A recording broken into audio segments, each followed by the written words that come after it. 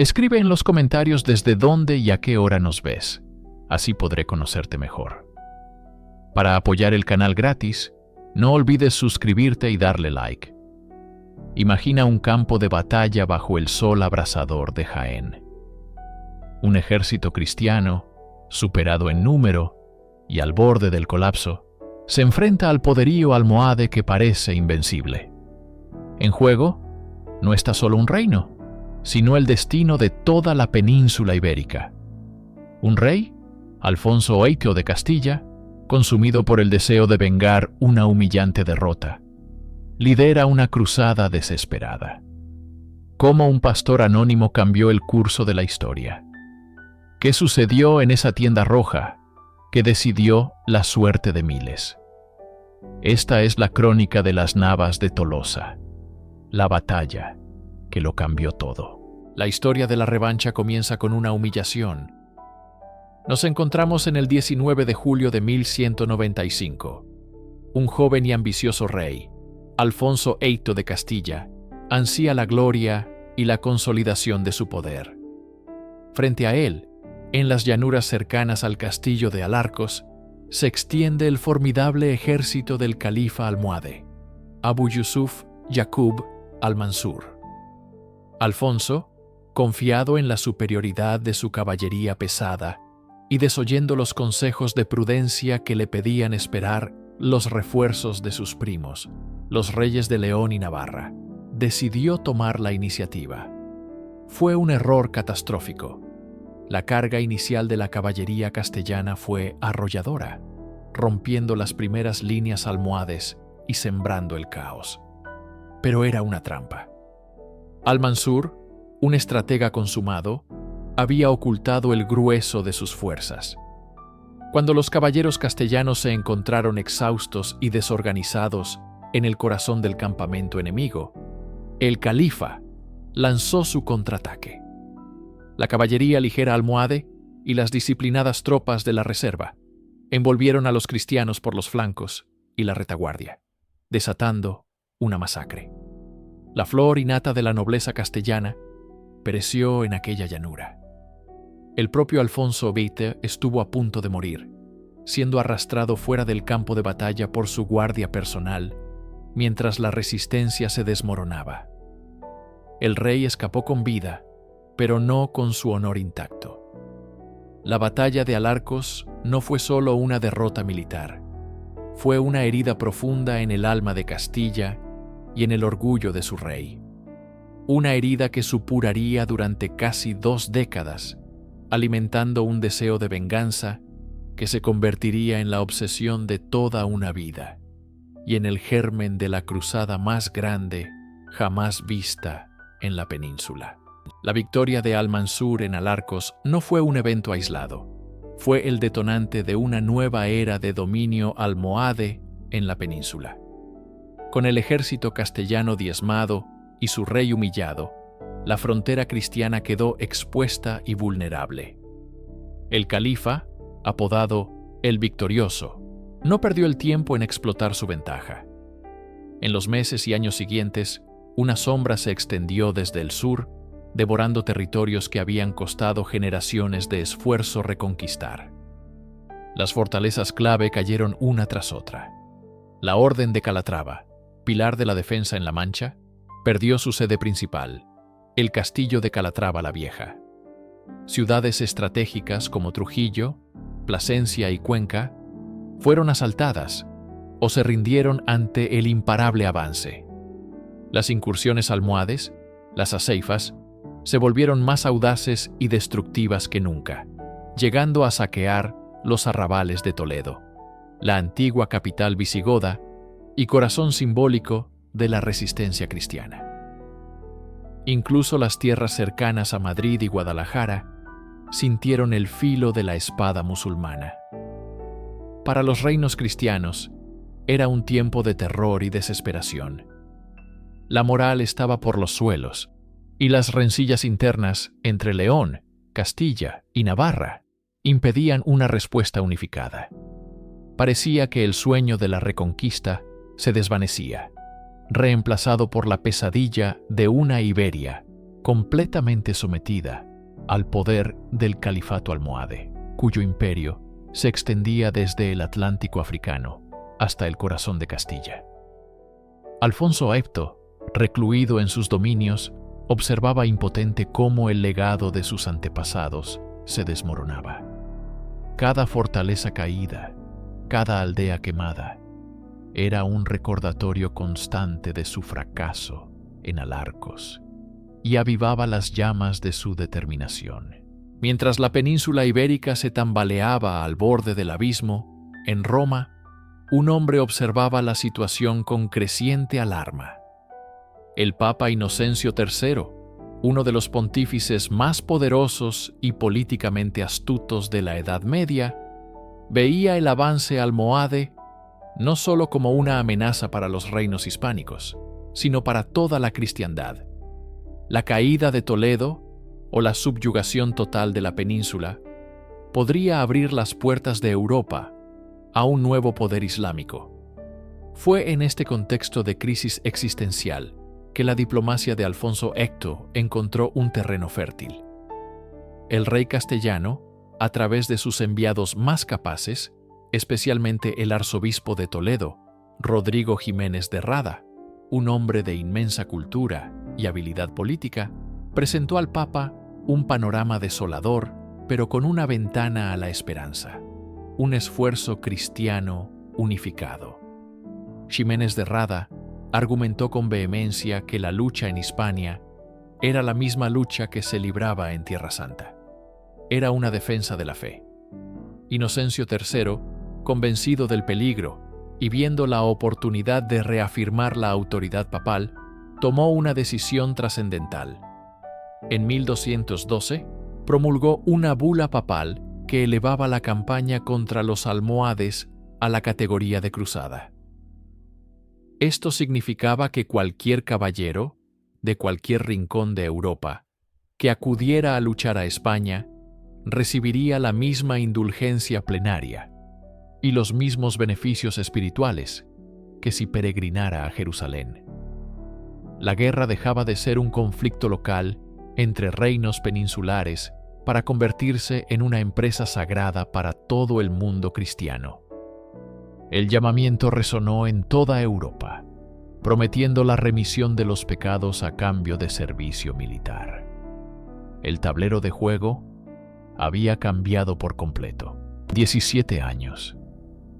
Durante 17 largos años, la memoria de Alarcos había sido una espina clavada en el corazón de Alfonso VIII. Ya no era el joven impetuoso que cargó ciegamente hacia la gloria y encontró el desastre. El tiempo, la derrota y la responsabilidad lo habían transformado. Ahora era un monarca en la plenitud de su madurez, un estratega paciente y un hombre consumido por un único propósito: la venganza. Pero no una venganza ciega y visceral, sino una calculada, metódica y definitiva. En las casi 2 décadas que siguieron a la catástrofe, Alfonso VIII se dedicó a reconstruir su reino y su ejército, pero sobre todo a tejer la red diplomática que le permitiría enfrentarse de nuevo a los almohades, esta vez en sus propios términos.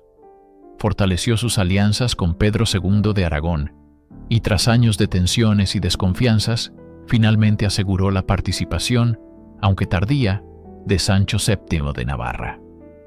La bula de cruzada del Papa Inocencio III fue su mayor triunfo diplomático, la herramienta que necesitaba para internacionalizar el conflicto y atraer a miles de guerreros de más allá de los Pirineos.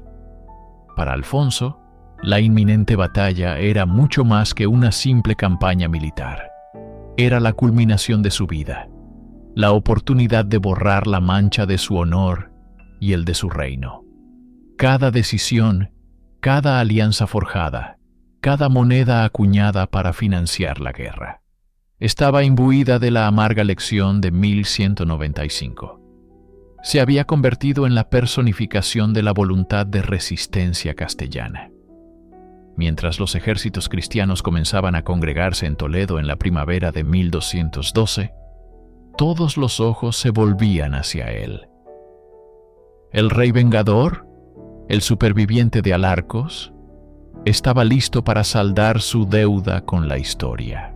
Tras el desastre de Alarcos, Alfonso Fito de Castilla comprendió una verdad fundamental.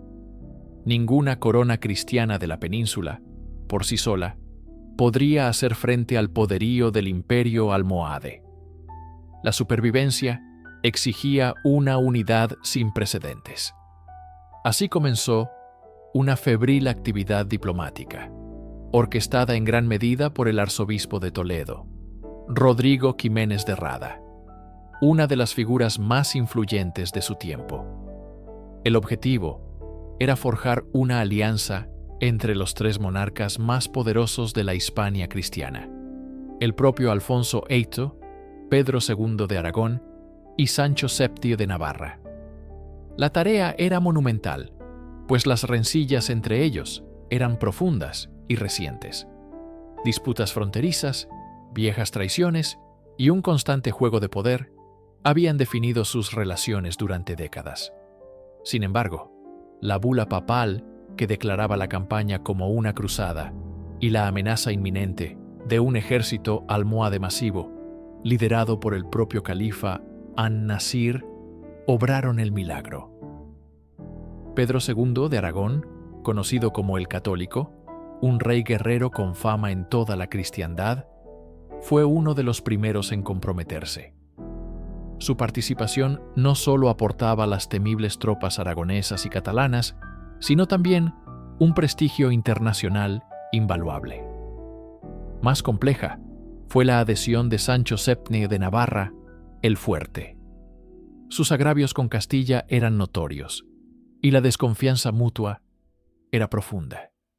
Se dice que dudó hasta el último momento, pero la presión de la Iglesia y la comprensión de que una victoria almohade borraría su reino del mapa, finalmente lo convencieron.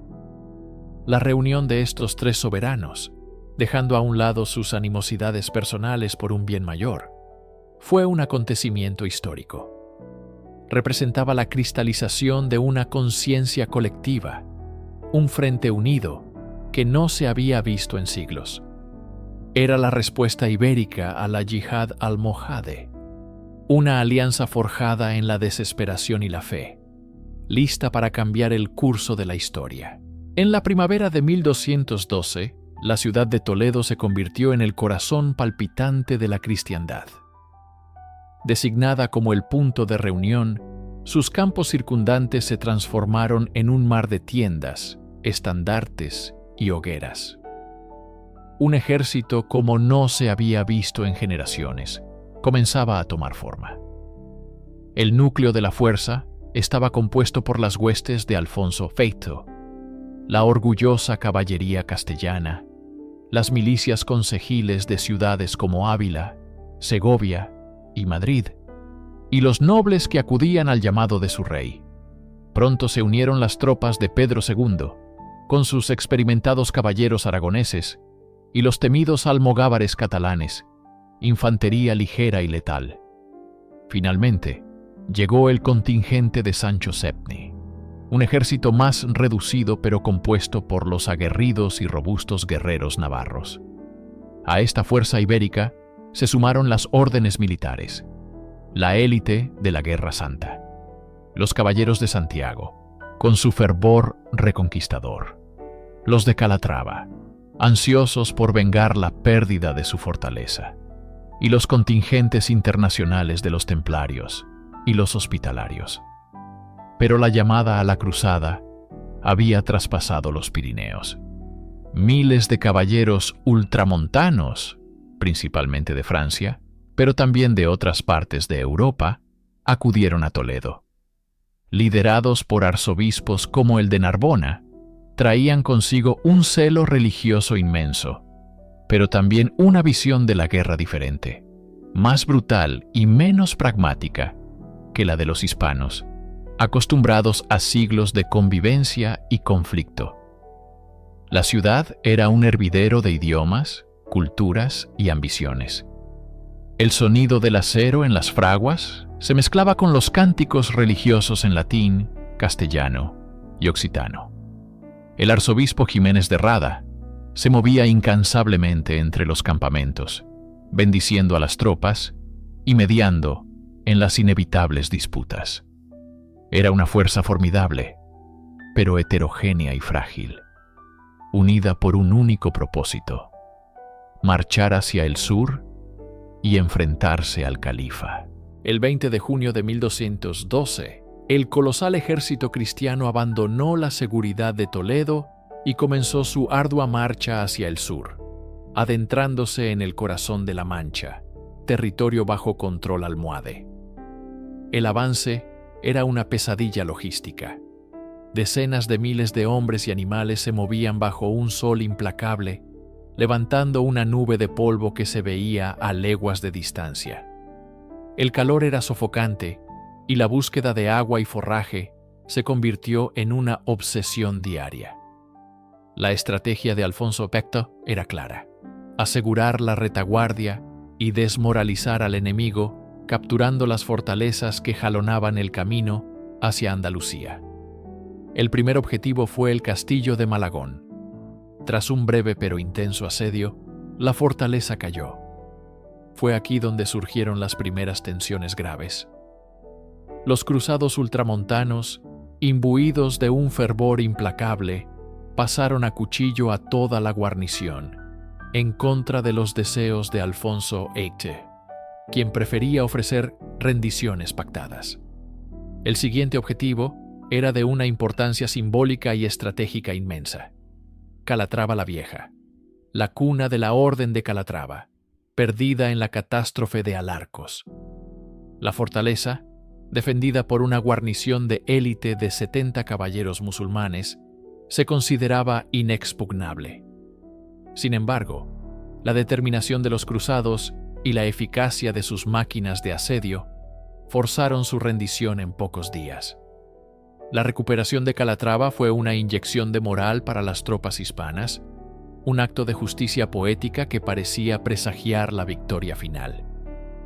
La bandera de la Orden ondeaba de nuevo sobre sus muros, y el camino hacia el sur estaba ahora más despejado. Sin embargo, la forma en que se gestionó la rendición de la plaza, permitiendo a sus defensores marcharse, ahondaría la brecha con sus aliados extranjeros hasta un punto de no retorno. La captura de Calatrava la Vieja, en lugar de consolidar el ejército cruzado, se convirtió en el catalizador de su fractura. Alfonso Jefferson, siguiendo las costumbres bélicas de la península, donde la vida del enemigo vencido a menudo se respetaba a cambio de la rendición de una plaza, permitió que la guarnición almohade abandonara la fortaleza.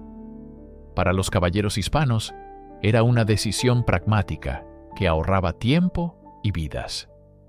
Para la mayoría de los cruzados ultramontanos, liderados por Arnaud Amaury, arzobispo de Narbona, fue una traición intolerable. Ellos no habían cruzado los Pirineos para hacer pactos con el infiel, sino para exterminarlo. Su concepto de cruzada era absoluto, sin matices.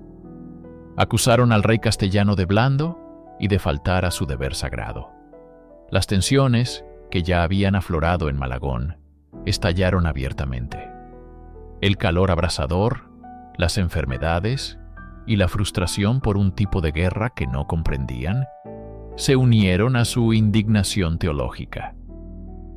A los pocos días de la victoria en Calatrava, la inmensa mayoría de los caballeros de más allá de los Pirineos, que constituían una parte significativa de la caballería pesada, tomaron una decisión drástica.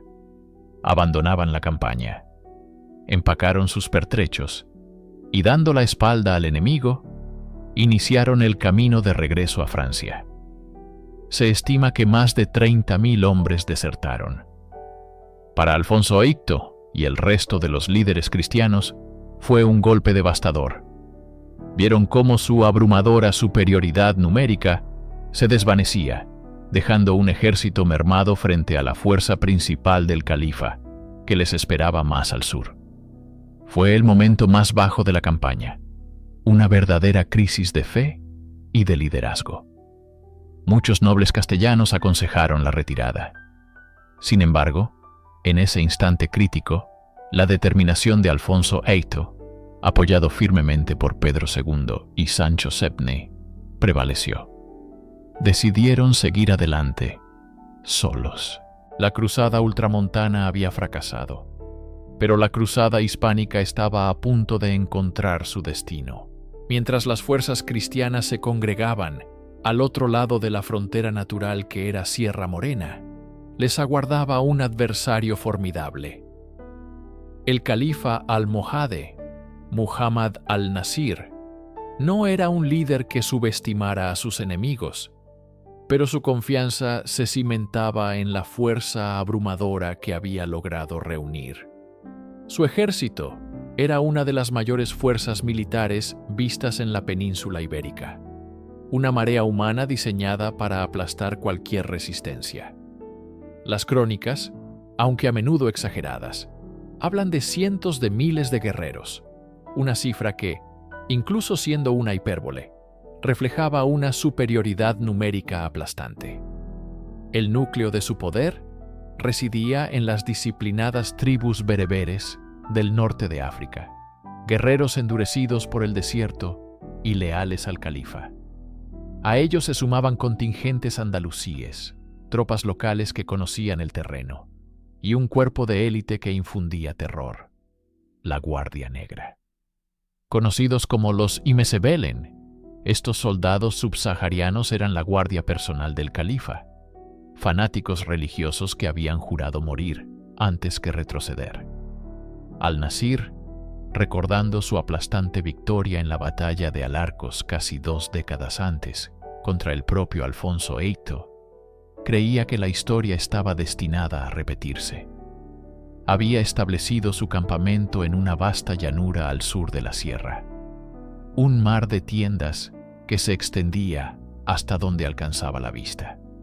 En el centro, como un corazón desafiante, se alzaba su propia tienda de color rojo, un palacio de seda rodeado por una estaca de hierro y cadenas. Allí, los Imesebelen estaban encadenados unos a otros, un símbolo macabro de su determinación de no ceder ni un solo palmo de terreno.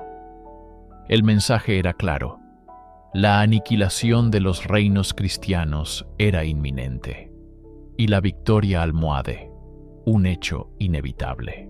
Tras un arduo avance a través del calor sofocante del verano castellano, el ejército cruzado llegó finalmente a las estribaciones de Sierra Morena. Esta imponente cadena montañosa no era solo una barrera geográfica, era la muralla natural que separaba Castilla de Al-Ándalus, y el califa Al-Nasir la había convertido en el eje de su estrategia. El plan del líder almohade era una obra de simplicidad y eficacia letal. Había identificado el paso principal, el desfiladero de la Losa, como la única ruta viable para un ejército de tal magnitud, y lo había fortificado masivamente. Sus tropas controlaban todas las alturas, convirtiendo el estrecho paso en un corredor de la muerte. La intención de Al-Nasir era clara: obligar a los cristianos a una de dos opciones, ambas desastrosas. Podían intentar un asalto frontal, una masacre garantizada, donde serían aniquilados por una lluvia de proyectiles desde posiciones inexpugnables. O bien, al constatar la imposibilidad de avanzar, podían optar por la retirada, un largo y humillante camino de regreso que destruiría la moral de la cruzada, disolvería la frágil alianza y consagraría la supremacía almohade sin necesidad de librar una gran batalla. Cuando los exploradores de Alfonso Beito regresaron con las noticias, un pesado silencio cayó sobre el Consejo de Guerra cristiano. Estaban atrapados. El avance era un suicidio, la retirada, una derrota en sí misma. Las provisiones comenzaban a escasear, y el calor implacable mermaba la fuerza y el ánimo de los soldados. La euforia inicial de la cruzada se desvanecía, reemplazada por la cruda realidad de una trampa estratégica perfecta.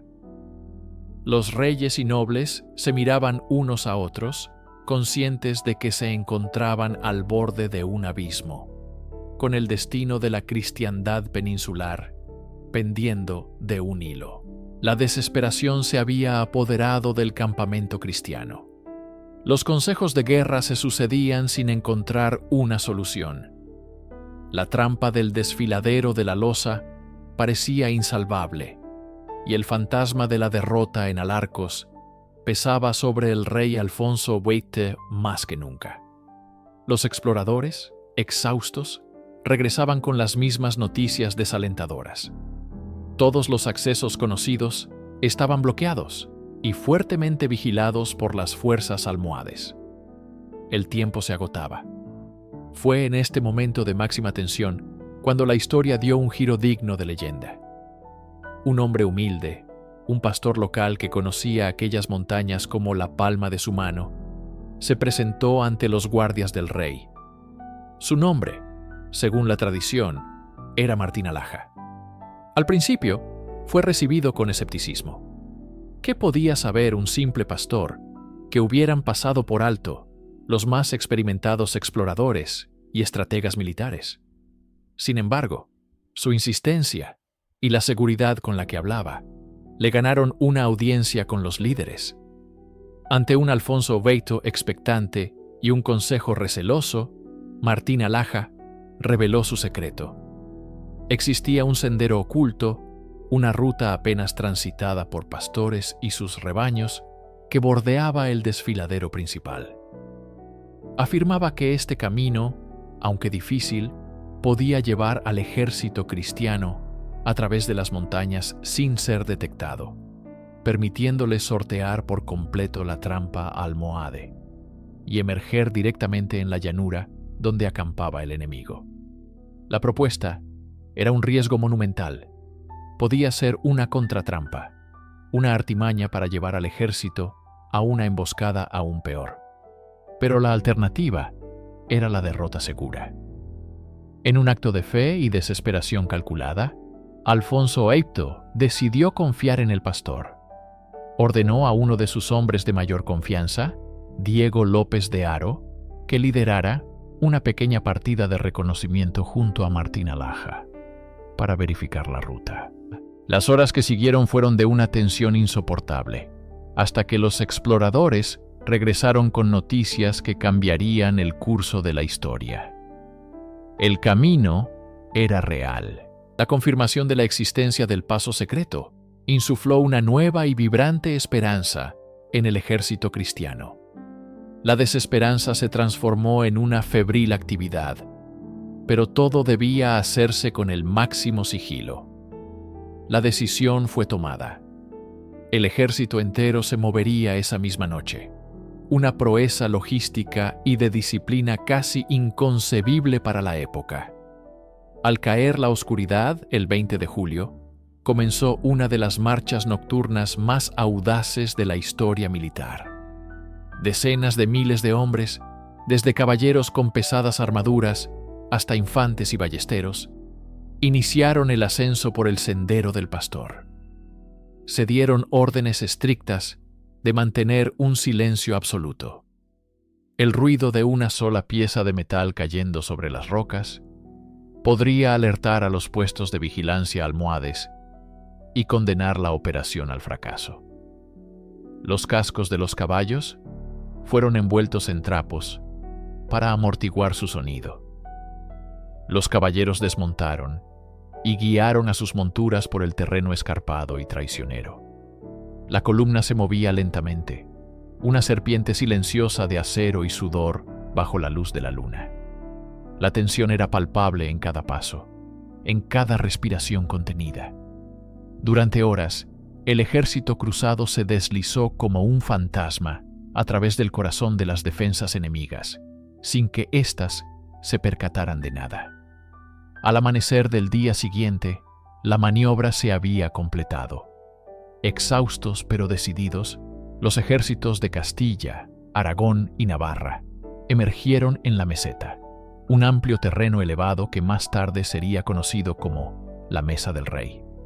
Desde su nueva posición, miraron hacia abajo y contemplaron una escena asombrosa. El vasto campamento almohade se extendía ante ellos, completamente ajeno a su presencia. La sorpresa fue total. Al-Nasir y sus comandantes despertaron para descubrir que el ejército que creían atrapado y a punto de rendirse estaba ahora formado en orden de batalla frente a ellos, en un terreno abierto y favorable. La trampa estratégica se había vuelto contra el cazador. La ventaja psicológica y táctica había cambiado de bando en una sola noche. La noche del 15 de julio fue tensa y breve. En el campamento cristiano, el silencio era una mezcla de oraciones susurradas y el sonido metálico de armas siendo afiladas por última vez. Alfonso Ofito, junto a los reyes Pedro II de Aragón y Sancho VII de Navarra, había pasado las horas previas en vigilia, encomendando su causa a Dios. Al despuntar el alba del lunes 16 de julio, el aire frío de la sierra trajo consigo la cruda realidad. La luz anaranjada del amanecer reveló la inmensidad del ejército almohade, una marea humana que cubría la llanura y las laderas frente a ellos, mucho más numerosa de lo que sus exploradores habían anticipado. Los estandartes y pendones del califa Muhammad al-Nasir ondeaban desafiantes. Sacerdotes y obispos, con el arzobispo Rodrigo Jiménez de Rada a la cabeza, recorrieron las filas cristianas, ofreciendo misas y la absolución general. Para muchos, era una preparación para la muerte y la gloria eterna. El ambiente era de una solemnidad sombría, una resolución forjada en la fe y la desesperación. Cada soldado, desde el más humilde peón hasta el más noble caballero, comprendía que aquel día no se luchaba por un castillo o una frontera, sino por la supervivencia misma de sus reinos y su fe. En el campamento almohade, la atmósfera era de confianza arrogante. Las oraciones del Fajr resonaron con fuerza y los tambores de guerra comenzaron su ritmo hipnótico y ominoso. El califa, seguro en su posición elevada y rodeado por su guardia negra, observaba el despliegue de los, a su parecer, insignificantes reinos cristianos. El sol ascendía lentamente, calentando el campo de batalla que pronto se empaparía de sangre. La hora decisiva había llegado. Con el sol ya sobre el horizonte, las dos fuerzas colosales terminaron su despliegue, convirtiendo el valle en un tablero de ajedrez mortal. El ejército cristiano se organizó en 3 cuerpos principales, siguiendo la tradición militar de la época. La vanguardia, la punta de lanza de la ofensiva, estaba al mando del experimentado y valeroso señor de Vizcaya, Diego López II de Haro. Su contingente era una mezcla de las órdenes militares de Santiago, Calatrava y el Temple, junto con caballeros castellanos y cruzados de ultramar, ansiosos por el combate. En el centro, formando el corazón del ejército, se encontraba el rey Alfonso VIII de Castilla, rodeado por sus mejores tropas y los concejos de Castilla. A su derecha se posicionó el rey Sancho VII de Navarra, con sus formidables caballeros, y a su izquierda, el rey Pedro II de Aragón y sus huestes. Esta formación compacta y profunda buscaba maximizar el impacto de su caballería pesada. Frente a ellos, el ejército almohade presentaba una estructura más compleja y formidable. En la primera línea, como un escudo humano, se situaron las tropas de voluntarios y arqueros, fanáticos dispuestos a morir para desordenar la carga inicial cristiana. Detrás de ellos, el centro estaba compuesto por la infantería andalusí y los disciplinados contingentes almohades, flanqueados por una numerosa y ágil caballería ligera. En la retaguardia, sobre una pequeña elevación y protegido por una estacada, se encontraba el palenque del califa al-Nasir. Allí, rodeado por su guardia personal, la temible guardia negra de los Imesebelen, encadenados entre sí para evitar la huida, el califa observaba el campo de batalla desde su tienda roja. El silencio expectante se rompió por el sonido de los cuernos de guerra y los atabales. Dos mundos, dos fes y dos imperios se miraban cara a cara, separados por un trecho de tierra que estaba a punto de convertirse en leyenda. La señal fue dada. Con un grito unísono que invocaba a Santiago y a Castilla, la vanguardia cristiana inició el avance. Al mando de Diego López de Haro, miles de caballeros pesados, la élite guerrera de la cristiandad, bajaron sus lanzas y espolearon a sus monturas. La tierra tembló bajo el peso de la carga. El plan era simple y brutal: romper el centro almohade con una acometida imparable. La primera línea de voluntarios musulmanes, aunque valiente y fanática, fue arrollada por la masa de acero y furia. Las lanzas destrozaron escudos y cuerpos, y las espadas comenzaron su sangrienta labor. La vanguardia logró abrir una brecha inicial, un éxito que llenó de esperanza los corazones cristianos. Sin embargo, la profundidad de la formación almohade se reveló como un obstáculo formidable. Tras superar a los voluntarios, los caballeros de López de Haro se encontraron con un muro de infantería disciplinada, armada con largas picas y apoyada por incesantes andanadas de flechas de los arqueros turcos. La carga, que había comenzado con un ímpetu arrollador, comenzó a perder velocidad. El terreno ascendente y el calor sofocante del verano andaluz empezaron a hacer mella en los caballos y en los hombres, enfundados en pesadas cotas de malla. Lo que debía ser una ruptura rápida se convirtió en un combate de desgaste brutal y sangriento. Los caballeros, ahora aislados y rodeados, luchaban por sus vidas en un mar de enemigos. La vanguardia estaba peligrosamente atascada, incapaz de avanzar o retroceder con facilidad. La iniciativa, ganada con tanto esfuerzo, comenzaba a desvanecerse en medio del caos y el polvo del combate, cuerpo a cuerpo. La primera fase de la batalla se había convertido en una trampa mortal para la élite cristiana. Al ver a la vanguardia de Diego López de Haro estancada y sufriendo un castigo severo, Alfonso Eito tomó una decisión crucial: avanzar con el cuerpo central del ejército para socorrerlos y presionar al enemigo.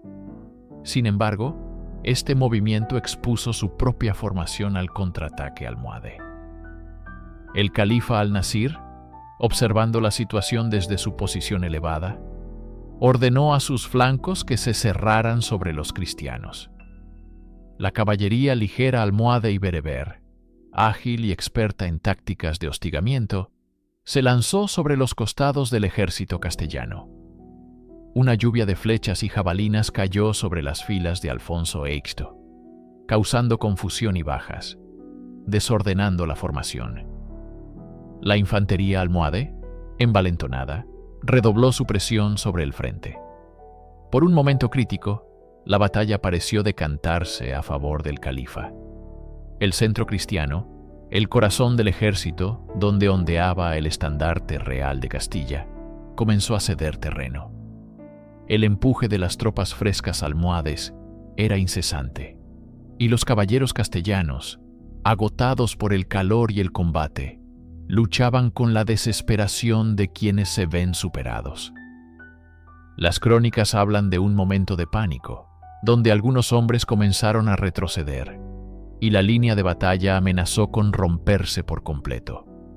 Una ruptura en el centro habría significado un desastre total, una masacre de la que pocos habrían escapado. Alfonso Eito se encontró en el epicentro de la crisis, luchando codo con sus hombres, intentando mantener la cohesión.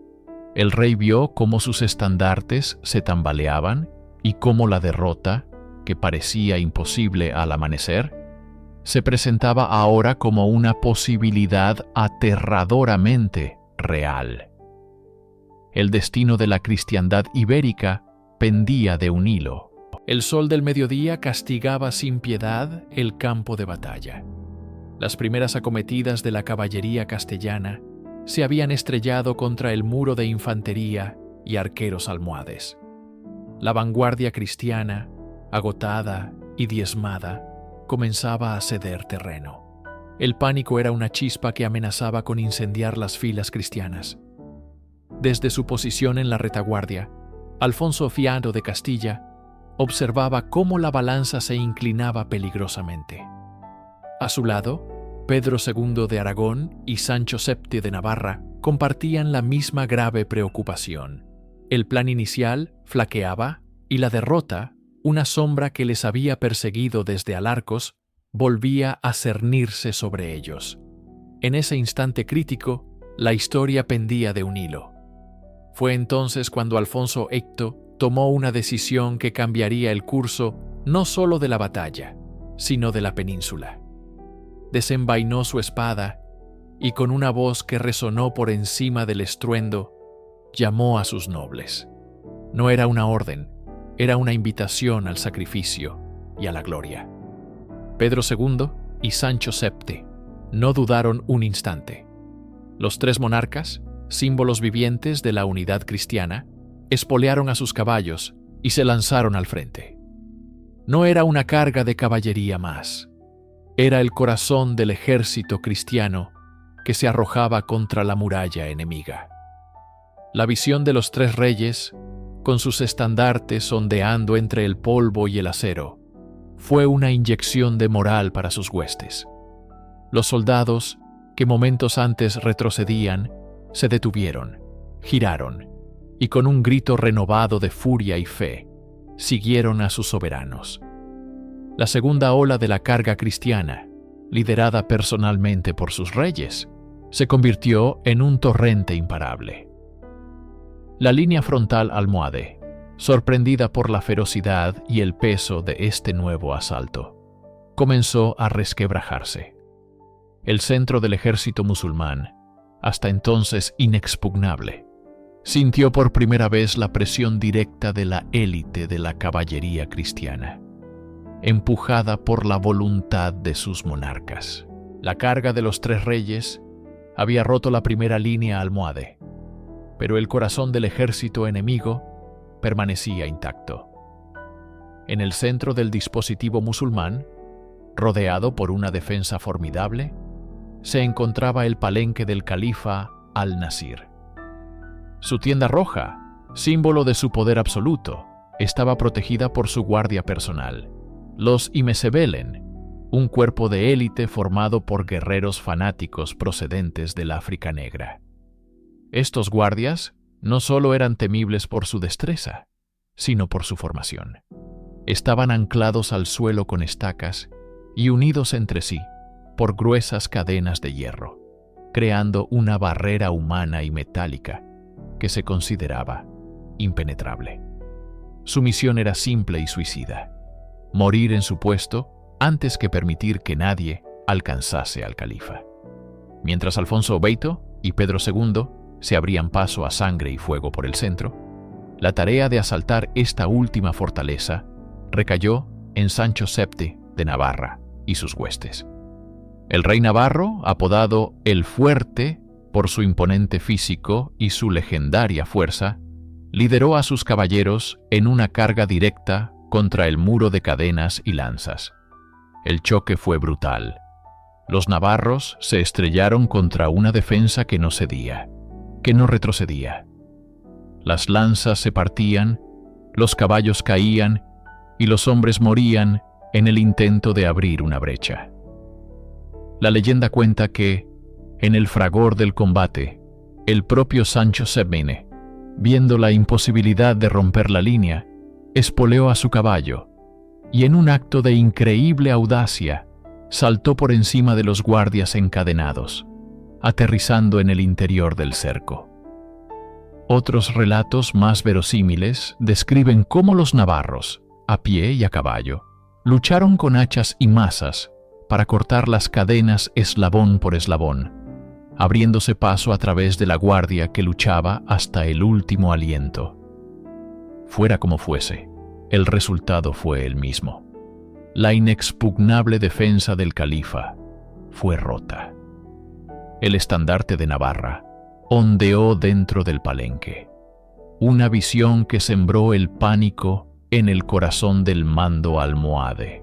La ruptura de las cadenas fue más que una victoria táctica. Fue el colapso simbólico del poder almohade. Desde el interior de su opulenta tienda roja, sentado sobre un escudo con un Corán y una espada, el califa Muhammad al-Nasir presenció con incredulidad cómo los caballeros navarros irrumpían en su santuario personal.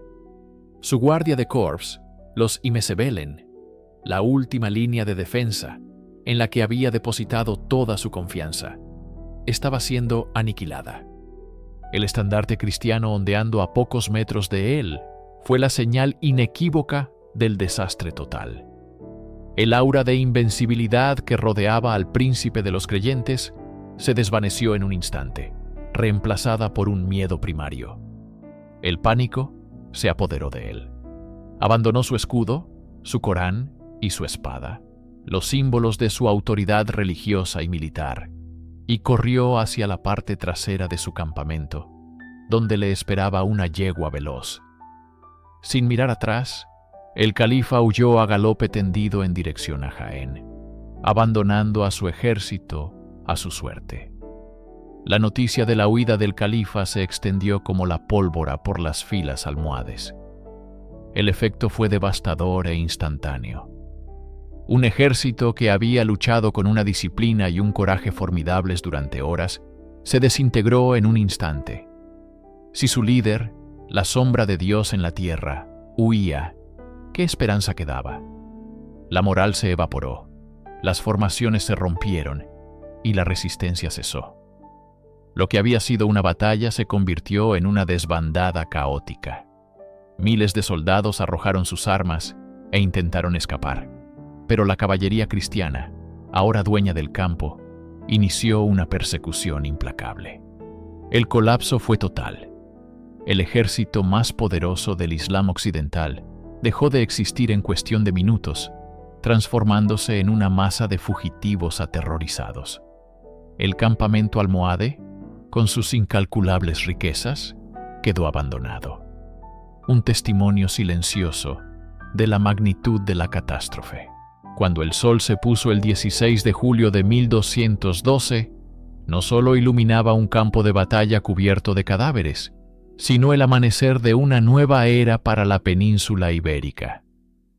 La victoria en las Navas de Tolosa fue mucho más que un triunfo militar. Fue el punto de inflexión definitivo e irreversible de la reconquista.